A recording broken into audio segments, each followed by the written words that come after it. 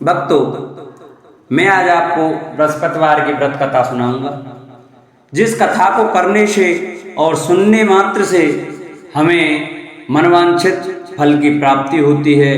विष्णु भगवान की हमें असीम कृपा प्राप्त होती है। तो आइए हम अपनी कथा को प्रारंभ करते हैं। जो भक्त हमारे चैनल पर नए आए हैं, वो हमारी वीडियो नए देख रहे हैं, वो हमारे चैनल को सब्सक्राइब कर लें, वीडियो को लाइक करें और कमेंट में ओम नमो भगवते वासुदेवाय अवश्य लिखें। तो आइए हम अपनी कथा को प्रारंभ करते हैं। बृहस्पतिवार का दिन भगवान विष्णु को समर्पित है। इस दिन विष्णु जी की पूजा करने से हमारी सभी मनोकामनाएं पूरी होती हैं। भारतवर्ष में एक प्रतापी और दानी राजा राज्य करता था। वह नित्य गरीबों और ब्राह्मणों की सहायता करता था। यह बात उसकी रानी को अच्छी नहीं लगती। वह ना ही गरीबों को दान देती, ना ही भगवान की पूजा करती, और राजा को भी दान देने से मना किया करती। एक दिन राजा शिकार खेलने वन को गए हुए थे, तो रानी महल में अकेली थी। उसी समय बृहस्पति देव साधु वेश में राजा के महल में भिक्षा के लिए गए और भिक्षा मांगी। रानी ने भिक्षा देने से इनकार किया और कहा, हे साधु महाराज, मैं तो दान पुण्य से तंग आ गई हूँ। मेरा पति सारा धन लुटाते रहते हैं। मेरी इच्छा है कि हमारा धन नष्ट हो जाए, फिर न रहेगा बांस, न बजेगी बांसुरी। साधु ने कहा, देवी तुम तो बड़ी विचित्र हो। धन संतान तो सभी चाहते हैं, पुत्र और लक्ष्मी तो पापी के घर भी होने चाहिए। यदि तुम्हारे पास अधिक धन है तो भूखों को भोजन दो, प्यासों के लिए प्याऊल बनवाओ, मुसाफिरों के लिए धर्मशाला खुलवाओ। जो निर्धन अपनी कुंवारी कन्याओं का विवाह नहीं कर सकते, उनका विवाह करा दो। ऐसे और कई काम हैं जिनके करने से तुम्हारा यश लोक परलोक में फैलेगा। परंतु रानी पर उपदेश का कोई प्रभाव न पड़ा। वह बोली, महाराज आप मुझे कुछ ना समझाएं। मैं ऐसा धन नहीं चाहती जो हर जगह बांटती फिरूं। साधु ने उत्तर दिया, यदि तुम्हारी ऐसी इच्छा है तो तथास्तु। तुम ऐसा करना कि बृहस्पतिवार को घर लीपकर पीली मिट्टी से अपना सिर धोकर स्नान करना, भट्टी चढ़ाकर कपड़े धोना। ऐसा करने से आपका सारा धन नष्ट हो जाएगा। इतना कहकर वह साधु महाराज वहां से आलोप हो गए। साधु के अनुसार कई बातों को पूरा करते हुए रानी को केवल 3 बृहस्पतिवार ही बीते थे कि उसकी समस्त धन संपत्ति नष्ट हो गई। भोजन के लिए राजा का परिवार तरसने लगा। तब एक दिन राजा ने रानी से बोला कि रानी तुम यहीं रहो, मैं दूसरे देश को जाता हूँ, क्योंकि यहाँ पर सभी लोग मुझे जानते हैं, इसलिए मैं कोई छोटा कार्य नहीं कर सकता। ऐसा कहकर राजा प्रदेश चला गया। वहां वह जंगल से लकड़ी काट कर लाता और शहर में बेचता। इस तरह वह अपना जीवन व्यतीत करने लगा। इधर राजा के प्रदेश जाते ही रानी और दासी दुखी रहने लगी।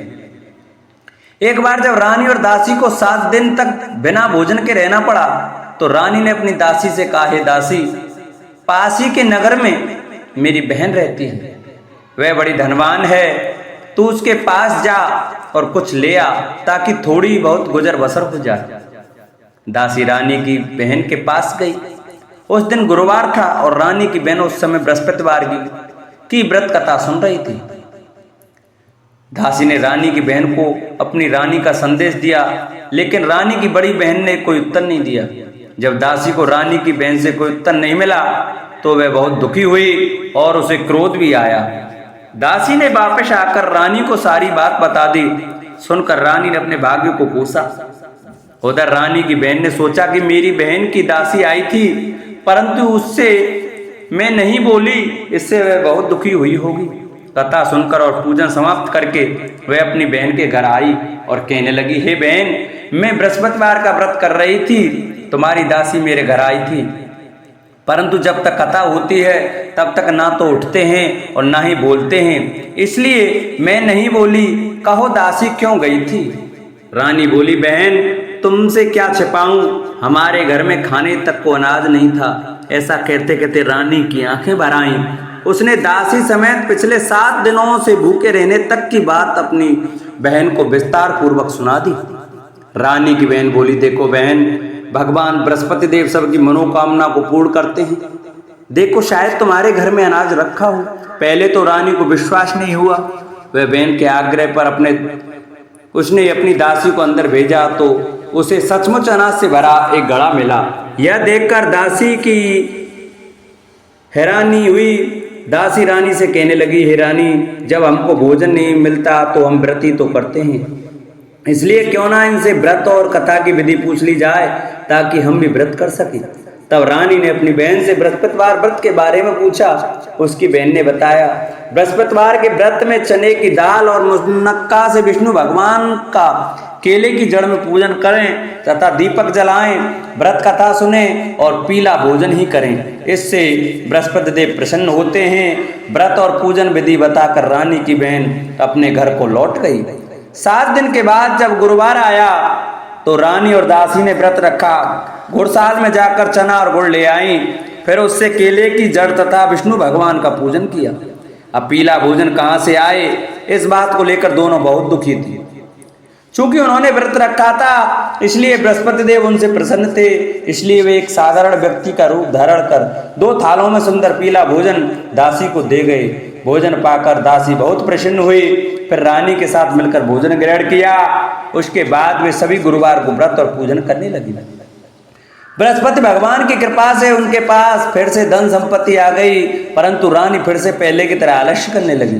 तब दासी बोली, देखो रानी, तुम पहले इस प्रकार आलस्य करती थी, तुम्हें धन रखने में कष्ट होता था, इस प्रकार सभी धन नष्ट हो गया, और जब भगवान बृहस्पति की कृपा से धन मिला है तो तुम्हें फिर से आलस्य होता है। रानी को समझाते हुए दासी कहती है कि बड़ी मुसीबतों के बाद हमने यह धन पाया है, इसलिए हमें दान पुण्य करना चाहिए, भूखे मनुष्यों को भोजन कराना चाहिए और धन को शुभ कार्यों में खर्च करना चाहिए, जिससे तुम्हारे कुल का यश बढ़ेगा, स्वर्ग की प्राप्ति होगी और पितृ प्रसन्न होंगे। दासी की बात मानकर रानी अपना धन शुभ कार्यों में खर्च करने लगी, जिससे पूरे नगर में उसका यश फैलने लगा। बृहस्पतिवार व्रत कथा के बाद श्रद्धा के साथ आरती की जानी चाहिए, इसके बाद प्रसाद बांटकर उसे ग्रहण करना चाहिए। एक दिन राजा दुखी होकर जंगल में एक पेड़ के नीचे आसन जमा कर बैठ गया। वह अपनी दशा को याद करके व्याकुल होने लगा। बृहस्पतिवार का दिन था। एकाएक उसने देखा कि निर्जन वन में एक साधु प्रकट हुए। वह साधु वेश में स्वयं बृहस्पति देवता थे। लकड़हारे के सामने आकर बोले, हे लकड़हारे, इस सुनसान जंगल में तू चिंता मग्न क्यों बैठा है? लकड़हारे ने दोनों हाथ जोड़कर प्रणाम किया और उत्तर दिया, महात्मा जी, आप सब कुछ जानते हैं, मैं क्या कहूँ? यह कहकर रोने लगा और साधु को अपनी आत्मकथा सुनाई। महात्मा जी ने कहा, तुम्हारी स्त्री ने बृहस्पति के दिन बृहस्पति भगवान का निरादर किया है, जिसके कारण रुष्ट होकर उन्होंने तुम्हारी यह दशा कर दी। अब तुम चिंता को दूर करके मेरे कहने पर चलो तो तुम्हारे सब कष्ट दूर हो जाएंगे और भगवान पहले से भी अधिक संपत्ति देंगे। तुम बृहस्पति के दिन कथा किया करो, 2 पैसे के चने मुनक्का लाकर उसका प्रसाद बनाओ और शुद्ध जल से लोटे में शक्कर मिलाकर अमृत तैयार करो। कथा के पश्चात अपने सारे परिवार और सुनने वाले प्रेमियों में अमृत व प्रसाद बांटकर आप भी ग्रहण करो। ऐसा करने से भगवान तुम्हारी सब मनोकामनाएं पूरी करेंगे। साधु के ऐसे वचन सुनकर लकड़हारा बोला, हे प्रभु, मुझे लकड़ी बेचकर इतना पैसा नहीं मिलता जिससे भोजन के उपरांत कुछ बचा सकूं। मैंने रात्रि में अपनी स्त्री को व्याकुल देखा है, मेरे पास कुछ भी नहीं है जिससे मैं उसकी खबर मंगा सकूं। साधु ने कहा, हे लकड़हारे, तुम किसी बात की चिंता मत करो। बृहस्पति के दिन तुम रोजाना की तरह लकड़ियां लेकर शहर को जाओ, तुम्हारा रोज से दुगना धन प्राप्त होगा, जिससे तुम भली भांति भोजन कर लोगे तथा बृहस्पति देव की पूजा का सामान भी आ जाएगा। इतना कहकर साधु अंतर्ध्यान हो गए। धीरे धीरे समय व्यतीत होने पर फिर वही बृहस्पतिवार का दिन आया। लकड़हारा जंगल से लकड़ी काटकर किसी शहर में बेचने गया। उसे उस दिन और दिन से अधिक पैसा मिला। राजा ने चना गुड़ आदि लाकर गुरुवार का व्रत किया। उस दिन से उसके सभी कलेश दूर हुए, परंतु जब दोबारा गुरुवार का दिन आया तो बृहस्पतिवार का व्रत करना भूल गया। इस कारण बृहस्पति भगवान नाराज हो गए। उस दिन उस नगर के राजा ने विशाल यज्ञ का आयोजन किया था तथा शहर में यह घोषणा करा दी कि कोई भी मनुष्य अपने घर में भोजन ना बनावे, ना आग जलावे, समस्त जनता मेरे यहाँ भोजन करने आवे। इस आज्ञा को जो ना मानेगा उसे फांसी की सजा दी जाएगी। इसी तरह की घोषणा संपूर्ण नगर में करवा दी गई। राजा की आज्ञा अनुसार शहर के सभी लोग भोजन करने आए, लेकिन लकड़हारा कुछ देर से पहुंचा, इसलिए राजा उसको अपने साथ घर ले गए। और ले जाकर भोजन करा ही रहे थे तो रानी की दृष्टि उस खूंटी पर पड़ी जिस पर उसका हार लटका हुआ था। वह वहां पर दिखाई नहीं दिया। रानी ने निश्चय किया कि मेरा हार इस मनुष्य ने चुरा लिया है। उसी समय सिपाहियों को बुलाकर उसको कारागार में डलवा दिया। जब लकड़हारा कारागार में पड़ गया और बहुत दुखी होकर विचार करने लगा कि न जाने कौन से पूर्व जन्म के कर्म से मुझे यह दुख प्राप्त हुआ है, और उसी साधु को याद करने लगा जो कि जंगल में मिला था। उसी समय तत्काल बृहस्पति देव साधु के रूप में प्रकट हुए और उसकी दशा को देखकर कहने लगे, अरे मूर्ख, तूने बृहस्पति देव की कथा नहीं सुनी करी, इस कारण तुझे दुख प्राप्त हुआ है। अब चिंता मत कर, बृहस्पतिवार के दिन कारागार के दरवाजे पर 4 पैसे पड़े मिलेंगे, उनसे तू बृहस्पति देव की पूजा करना, तेरे सभी कष्ट दूर हो जाएंगे। बृहस्पति के दिन उसे 4 पैसे मिले। लकड़हारे ने कहा, कहीं उसी रात्रि को बृहस्पति देव ने उस नगर के राजा को स्वप्न में कहा, हे राजा, तुमने जिस आदमी को कारागार में बंद कर दिया है वह निर्दोष है, वह राजा है, उसे छोड़ देना। रानी का हार उसी कुंटी पर लटका है, अगर तू ऐसा नहीं करेगा तो मैं तेरे राज्य को नष्ट कर दूंगा। इस तरह रात्रि के स्वप्न को देखकर राजा प्रातःकाल उठा और खूंटी पर हार देकर लकड़हारे को बुलाकर क्षमा मांगी तथा लकड़हारे को योग्य सुंदर वस्त्र आभूषण देकर विदा कर दिया। बृहस्पति देव की आज्ञा अनुसार लकड़हारा अपने नगर को चल दिया। राजा जब अपने नगर के निकट पहुंचा तो उसे बड़ा आश्चर्य हुआ। नगर में पहले से अधिक बाग, तालाब, कुएं तथा धर्मशाला, मंदिर आदि बन गए। राजा ने पूछा, यह किसका बाग और धर्मशाला है? तब नगर के सब लोग कहने लगे, ये सब रानी और बांदी के हैं। तो राजा को आश्चर्य हुआ और गुस्सा भी आया। जब रानी ने यह खबर सुनी कि राजा आ रहे हैं तो उन्होंने बांदी से कहा कि दासी, देख, राजा हमको कितनी बुरी हालत में छोड़ के गए थे, हमारी ऐसी हालत देखकर वह लौट ना जाएं, इसलिए तू दरवाजे पर खड़ी हो जा। आज्ञा अनुसार दासी दरवाजे पर खड़ी हो गई। राजा आए तो उन्हें अपने साथ लेवा लाई। तब राजा ने क्रोध करके अपनी रानी से पूछा कि यह धन तुमने कैसे प्राप्त किया? तब उन्होंने कहा, हमें यह सब धन बृहस्पति देव के इस व्रत के प्रभाव से प्राप्त हुआ है। राजा ने निश्चय किया कि 7 रोज बाद तो सभी बृहस्पति देव का पूजन करते हैं, परंतु मैं प्रतिदिन दिन में 3 बार कहानी तथा रोज व्रत किया करूंगा। अब हर समय राजा के दुपट्टे में चने की दाल बंधी रहती तथा दिन में 3 बार कहानी कहता। एक रोज राजा ने विचार किया कि चलो अपनी बहन के यहाँ हुआ मैं। इस तरह निश्चय कर राजा घोड़े पर सवार हो अपनी बहन के यहाँ चलने लगा। मार्ग में उसने देखा कि कुछ आदमी एक मुर्दे को लिए जा रहे हैं। उन्हें रोककर राजा ने कहा, अरे भाइयों, मेरी बृहस्पति देव की कथा सुन लो। वे बोले, लो, हमारा तो आदमी मर गया है, इसको अपनी कथा की पड़ी है। परंतु कुछ आदमी बोले, अच्छा कहो, हम तुम्हारी कथा भी सुनेंगे। राजा ने दाल निकाली और जब कथा आदि हुई कि मुर्दा हिलने लग गया, और जब कथा समाप्त हो गई तो राम राम कह के मनुष्य उठकर खड़ा हो गया। आगे मार्ग में उसे एक किसान खेत में हल चलाता मिला। राजा ने उसे देख और उससे बोला, अरे भैया, तुम मेरी बृहस्पतिवार की कथा सुन लो। किसान बोला, जब तक मैं तेरी कथा सुनूंगा तब तक 4 हरैया जोत लूंगा, जा अपनी कथा किसी और को सुनाना। इस तरह राजा आगे चलने लगा। राजा के हटते ही बैल पछाड़ खाकर गिर गए तथा किसान के पेट में बड़ी जोर का दर्द होने लगा। उस समय उसकी माँ रोटी लेकर आई। उसने जब यह देखा तो अपने पुत्र से सब हाल पूछा और बेटे ने सभी हाल कह दिया। तो बुढ़िया दौड़ी दौड़ी उस घुड़सवार के पास गई और उससे बोली कि मैं तेरी कथा सुनूंगी, तू अपनी कथा मेरे खेत पर चलकर ही कहना। राजा ने बुढ़िया के खेत पर जाकर कथा कही, जिसके सुनते ही वे बैल उठ खड़े हुए तथा किसान के पेट का दर्द भी बंद हो गया। राजा अपनी बहन के घर पहुंचा। बहन ने भाई की खूब मेहमानी की। दूसरे रोज प्रातःकाल राजा जागा तो वह देखने लगा कि सब लोग भोजन कर रहे हैं। राजा ने अपनी बहन से कहा, ऐसा कोई मनुष्य है जिसने भोजन नहीं किया हो, मेरी बृहस्पतिवार की कथा सुन ले। बहन बोली, हे भैया, यह देश ऐसा ही है कि पहले यहाँ लोग भोजन करते हैं, बाद में अन्य काम करते हैं। अगर कोई पड़ोस में हो तो देखाऊं। वह ऐसा कहकर देखने चली गई, परंतु उसे कोई व्यक्ति नहीं मिला जिसने भोजन ना किया हो। अतः वह एक कुम्हार के घर गई जिसका लड़का बीमार था। उसे मालूम हुआ कि उसके यहाँ 3 रोज से किसी ने भोजन नहीं किया है। रानी ने अपने भाई की कथा सुनने के लिए कुम्हार से कहा। वह तैयार हो गया। राजा ने जाकर बृहस्पतिवार की कथा कही, जिसको सुनकर उसका लड़का ठीक हो गया। अब तो राजा की प्रशंसा होने लगी। एक रोज राजा ने अपनी बहन से कहा कि हे बहन, हम अपने घर को जाएंगे, तुम भी तैयार हो जाओ। राजा की बहन ने अपनी सास से कहा। सास ने कहा, हाँ चली जा, परंतु अपने लड़के को मत ले जाना, क्योंकि तेरे भाई के कोई औलाद नहीं है। बहन ने अपने भैया से कहा, हे भैया, मैं तो चलूंगी पर कोई बालक नहीं जाएगा। राजा बोला, जब कोई बालक नहीं चलेगा तब तुम भी क्या करोगी। बड़े दुखी मन से राजा अपने नगर को लौट आया। राजा ने अपनी रानी से कहा, वह निर्वंशी है, हमारा मुख देखने का धर्म नहीं है और कुछ भोजन आदि नहीं किया। रानी बोली, हे प्रभु, बृहस्पति देव ने हमें सब कुछ दिया है, वह हमें औलाद अवश्य देंगे। उसी रात को बृहस्पति देव ने राजा से स्वप्न में कहा, हे राजा, उठ, सभी सोच त्याग दे, तेरी रानी गर्भ से है। राजा की यह बात सुनकर बड़ी खुशी हुई। 9वें महीने में उसके गर्भ से एक सुंदर पुत्र पैदा हुआ। तब राजा बोला, हे रानी, स्त्री बिना भोजन के रह सकती है पर बिना कहे नहीं रह सकती। जब मेरी बहन आवे तुम उनसे कुछ कहना मत। रानी ने सुनकर हाँ कर दिया।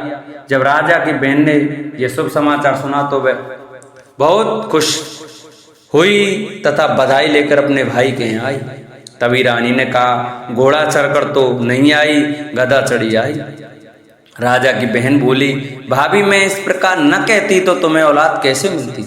बृहस्पति देव ऐसे ही हैं, जैसी जिनकी मन में कामना है सभी को पूर्ण करते हैं। जो सद्भावना पूर्वक बृहस्पतिवार का व्रत करते हैं एवं कथा पढ़ता अथवा सुनता है, दूसरों को सुनाता है, बृहस्पति भगवान उनकी सभी मनोकामना पूरी करते हैं। भगवान बृहस्पति सदैव रक्षा करते हैं। संसार में जो मनुष्य सद्भावना से भगवान जी का पूजन व्रत सच्चे हृदय से करते हैं तो उनकी सभी मनोकामना पूर्ण करते हैं। जैसी सच्ची भावना से रानी और राजा ने उनकी कथा का गुणगान किया तो उनकी सभी इच्छाएं बृहस्पति देव जी ने पूरी की थीं। इसलिए पूर्ण कथा सुनने के बाद प्रसाद लेकर जाना चाहिए। हृदय से उसका मनन करते हुए जयकारा बोलना चाहिए। बोलो बृहस्पति देव भगवान की जय। प्राचीन काल में एक ब्राह्मण रहता था। वह बहुत निर्धन था, उसके कोई संतान न थी। उसकी स्त्री बहुत मलिनता के साथ रहती थी। वह स्नान न करती, किसी देवता का पूजन न करती। इससे ब्राह्मण देवता बड़े दुखी थे। बेचारे बहुत कुछ कहते थे किंतु उसका कुछ परिणाम न निकला। भगवान की कृपा से ब्राह्मण की स्त्री के कन्या रूपी रत्न पैदा हुआ। कन्या बड़ी होने पर प्रातः स्नान करके विष्णु भगवान का जाप व बृहस्पतिवार का व्रत करने लगी। अपने पूजन पाठ को समाप्त करके विद्यालय जाती तो अपनी मुट्ठी में जौ भर के ले जाती और पाठशाला के मार्ग में डालती जाती। तब ये जौ स्वर्ण के हो जाते। लौटते समय उनको बीन कर घर ले आती। एक दिन वह बालिका सूप से सोने के जौ को फटक कर साफ कर रही थी कि उसके पिता ने देख लिया और कहा, हे बेटी, सोने के जौ के लिए सोने का सूप होना चाहिए। दूसरे दिन बृहस्पतिवार था। इस कन्या ने व्रत रखा और बृहस्पति देव से प्रार्थना करके कहा, मैंने आपकी पूजा सच्चे मन से की हो तो मेरे लिए सोने का सूप दे दो। बृहस्पति देव ने उसकी प्रार्थना स्वीकार कर ली। रोजाना की तरह वह कन्या जौ फैलाती हुई जाने लगी। जब लौटकर जौ बीन रही थी तो बृहस्पति देव की कृपा से सोने का सूप मिला। उसे वह घर ले आई और उसमें जौ साफ करने लगी, परंतु उसकी माँ का वही ढंग रहा। एक दिन की बात है कि वह कन्या सोने के सूप में जौ साफ कर रही थी। उस समय उस शहर का राजपुत्र वहां से होकर निकला। इस कन्या के रूप और कार्य को देखकर मोहित हो गया तथा अपने घर आकर भोजन तथा जल त्याग कर उदास होकर लेट गया। राजा को इस बात का पता लगा तो अपने प्रधानमंत्री के साथ उसके पास गए और बोले, हे बेटा, तुम्हें किस बात का कष्ट है? किसी ने अपमान किया है अथवा और कारण हो सो कहो, मैं वही कार्य करूंगा जिससे तुम्हें प्रसन्नता हो। अपने पिता की राजकुमार ने बातें सुनी तो वह बोला, मुझे आपकी कृपा से किसी बात का दुख नहीं है। किसी ने मेरा अपमान नहीं किया है, परंतु मैं उस लड़की से विवाह करना चाहता हूं जो सोने के सूप में जौ साफ कर रही थी। यह सुनकर राजा आश्चर्य में पड़ गया और बोला, हे बेटा, इस तरह की कन्या का पता तुम ही लगाओ, मैं उसके साथ तेरा विवाह अवश्य ही करा दूंगा। राजकुमार ने उस लड़की के घर का पता बताया। तब मंत्री उस लड़की के घर गए और ब्राह्मण देवता को सभी हाल बतलाया। ब्राह्मण देवता राजकुमार के साथ अपनी कन्या का विवाह करने के लिए तैयार हो गए तथा विधि विधान के अनुसार कन्या का विवाह राजकुमार के साथ हो गया। कन्या के घर से जाते ही पहले की भांति उस ब्राह्मण देवता के घर में गरीबी का निवास हो गया। अब भोजन के लिए भी अन्न बड़ी मुश्किल से मिलता था। एक दिन दुखी होकर ब्राह्मण देवता अपनी पुत्री के पास गए। बेटी ने पिता की दुखी अवस्था को देखा और अपनी माँ का हाल पूछा। तब ब्राह्मण ने सभी हाल कहा। कन्या ने बहुत सा धन देकर अपने पिता को विदा कर दिया। इस तरह ब्राह्मण का कुछ समय सुखपूर्वक व्यतीत हुआ। कुछ दिन बाद फिर वही हाल हो गया। ब्राह्मण फिर अपनी कन्या के यहाँ गया और सारा हाल कहा तो लड़की बोली, हे पिताजी, आप माता जी को यहाँ लेवा लाओ, मैं उसे विधि बता दूंगी जिससे गरीबी दूर हो जाए। वह ब्राह्मण देवता अपनी स्त्री को साथ लेकर पहुंचे तो अपनी माँ को समझाने लगी, हे माँ, तुम प्रातःकाल स्नान आदि करके विष्णु भगवान का पूजन करो तो सब दरिद्रता दूर हो जाएगी। परंतु उसकी मांग ने एक भी बात नहीं मानी और प्रातःकाल उठकर अपनी पुत्री के बच्चों के जूठन को खा लिया। इससे उसकी पुत्री को बहुत गुस्सा आया और एक रात को कोठरी में सभी सामान निकाल दिया और अपनी माँ को उसमें बंद कर दिया। प्रातःकाल उसे निकाला तथा स्नान आदि करा के पाठ करवाया तो उसकी माँ की बुद्धि ठीक हो गई और फिर प्रत्येक बृहस्पतिवार को व्रत रखने लगी। इस व्रत के प्रभाव से उसके माँ बाप बहुत ही धनवान और पुत्रवान हो गए और बृहस्पति जी के प्रभाव से इस श्लोक में सुख भोग का स्वर्ग को प्राप्त हुए। बोलो विष्णु भगवान की जय, बोलो बृहस्पति देव की जय। ओम जय जगदीश हरे, स्वामी जय जगदीश हरे। भक्त जनों के संकट, दास जनों के अवगुण, बंसी वाला दूर करे। ओम जय जगदीश हरे। जो ध्यावे फल पावे, दुख विन से मन का, स्वामी दुख विन से मन का। सुख संपत्ति घर आवे, श्याम सुंदर घर आवे, कष्ट मिटे तन का। ओम जय जगदीश हरे। मात पिता तुम मेरे, शरण गहूँ में किसकी, स्वामी शरण गहूँ में किसकी। तुम बिन और न दूजा, प्रभु बिन और न दूजा, आस करूँ मैं जिसकी। ओम जय जगदीश हरे। तुम पूर्ण परमात्मा, तुम अंतर्यामी, स्वामी तुम अंतर्यामी। पार ब्रह्म परमेश्वर, जगत पिता परमेश्वर, तुम सबके स्वामी। ओम जय जगदीश हरे। तुम करुणा के सागर, तुम पालन करता, स्वामी तुम रक्षा करता। मैं मूरख खल कामी, मैं सेवक तुम स्वामी, कृपा करो हरता।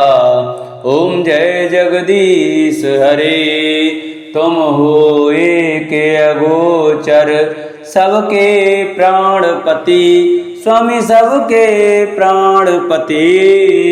किस विध मिलूं दया में, किस विध मिलूं कृपा में, तुमको मैं कुमति। ओम जय जगदीश हरे। दीन बंधु दुख हरता, ठाकुर तुम मेरे, स्वामी तुम रक्षक मेरे। अपने हाथ उठाओ, अपने शरण लगाओ, द्वार पड़ा मैं तेरे। ओम जय जगदीश हरे। विषय विकार मिटाओ, पाप हरो देवा, स्वामी कष्ट हरो देवा। श्रद्धा भक्ति बढ़ाओ, श्रद्धा प्रेम बढ़ाओ, संतन की सेवा।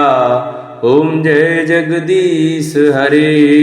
तन मन धन सब कुछ है तेरा, स्वामी सब कुछ है तेरा, तेरा तुझको अर्पण, तेरा तुझको अर्पण क्या लागे मेरा। ओम जय जगदीश हरे, पार ब्रह्म जी की आरती जो कोई नर गावे, स्वामी प्रेम सहित गावे। कहत शिवानंद स्वामी भजत हरि हर स्वामी, मनवांचित फल पावे। ओम जय जगदीश हरे, ओम जय जगदीश हरे, स्वामी जय दीननाथ हरे, स्वामी जय भोलेनाथ हरे, स्वामी जय सीताराम हरे, स्वामी जय राधे श्याम हरे। भक्त जनों के संकट, दास जनों के अवगुण, बंसी वाला दूर करे। ओम जय जगदीश हरे। बोलो विष्णु भगवान की जय, बोलो बृहस्पति देव भगवान की जय। जिन भक्तों को हमारी कथा अच्छी लगी हो वो हमारी कथा को ज़्यादा से ज़्यादा शेयर करें, जिससे और भी भक्त हमारी कथा का श्रवण कर सकें। हमारे चैनल को सब्सक्राइब करें, वीडियो को लाइक करें और कमेंट में ओम नमो भगवते वासुदेवाय, ओम बृहस्पतिदाय नमः लिखना न भूलें। बोलो बृहस्पति भगवान की जय।